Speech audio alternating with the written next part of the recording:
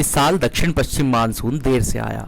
भले ही इससे गर्मी में कुछ राहत मिली हो, लेकिन लगातार हो रही बारिश ने पूरे भारत में सब्जियों और फलों की कीमतें भी बढ़ा दी हैं। इस हफ्ते लखनऊ में टमाटर की कीमत 130 रुपए प्रति किलो तक पहुंच गई, जबकि कोच्चि में अदरक 230 रुपए और हरी मिर्च की कीमत बढ़कर 160 रुपए प्रति किलो हो गई। चेन्नई, कोयम्बटूर और त्रिची में बैंगन और सहजन जैसी सब्जियां 60 रुपए और 80 रुपए प्रति किलो बेची जा रही हैं, जबकि मुंबई में केले 80 रुपए दर्जन मिल रहे हैं। अब आने वाले महीनों में एल नीनो की आशंका के साथ रिजर्व बैंक ऑफ इंडिया यानी आरबीआई ने भी माना है कि खाने पीने की चीजों की कीमतों पर काबू पाना एक चुनौती हो सकती है। लेकिन सवाल ये है कि आखिर मानसून में सब्जियों की कीमतें इतनी तेजी से क्यों बढ़ जाती हैं?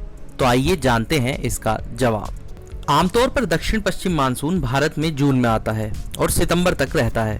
ये देश की सालाना बारिश का लगभग 70% है और हमारे पीने के पानी और खेती बाड़ी की जरूरतों को पूरा करने के लिए काफी अहम है।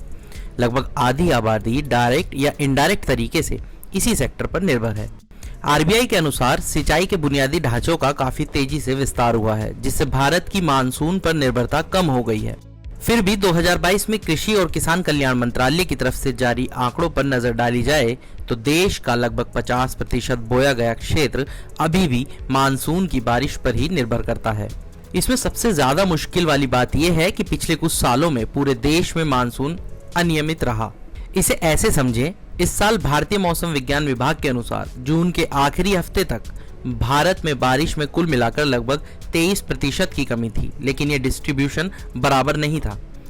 चक्रवात बिपरजॉय के कारण उत्तर पश्चिम भारत में 37% से ज्यादा बारिश हुई।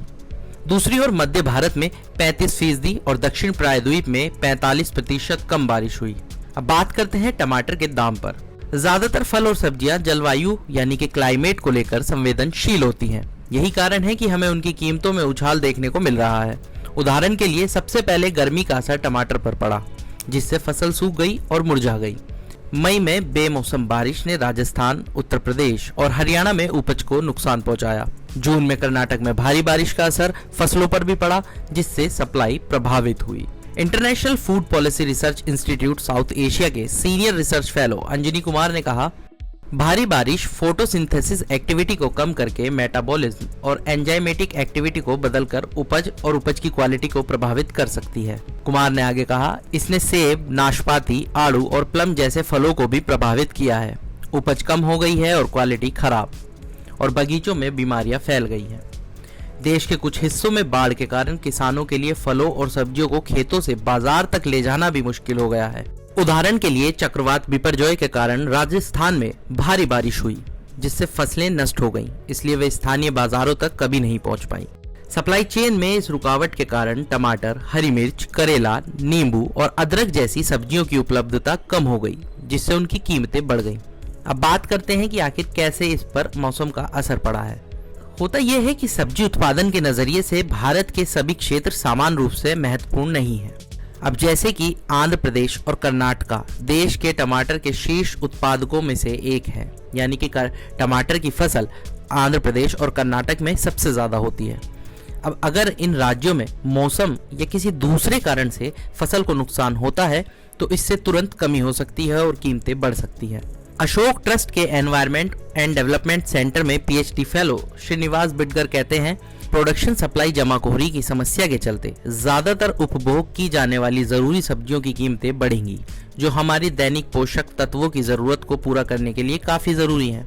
उदाहरण के लिए प्याज, टमाटर, कुछ तरह के साग, हरी मिर्च, ये सभी शॉर्ट टर्म फसलें हैं जिनके लिए समय पर बारिश या सिंचाई बेहद जरूरी है।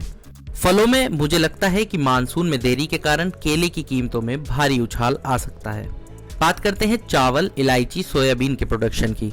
अब चिंता की बात यह भी है कि कम बारिश के कारण धान, दलहन, तिलहन, कपास और गन्ना जैसी खरीफ फसलों की बुआई में देरी हुई है। 23 जून को कृषि मंत्रालय की तरफ से जारी किए गए आंकड़ों की अगर बात की जाए तो बुआई साल दर साल 4.5% कम होकर 12.9 मिलियन हेक्टेयर रही है।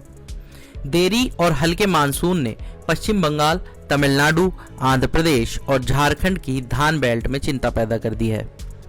केरल के इडुक्की जिले में जहां बारिश में 74% की कमी आई है, कृषि क्षेत्र खासकर इलायची उत्पादन को नुकसान होने की आशंका है। पर्याप्त बारिश की कमी के कारण मध्य प्रदेश और महाराष्ट्र में सोयाबीन की बुआई प्रभावित हुई है। हालांकि यहाँ ये कहना जल्दबाजी होगी कि पैदावार या कीमतों पर इसका क्या असर होगा। इसके उलट सब्जियों की कीमतों में बढ़ोतरी आमतौर पर कम समय के लिए होती है, इसलिए जैसे जैसे सप्लाई बढ़ेगी कीमतें भी स्थिर होती जाएंगी।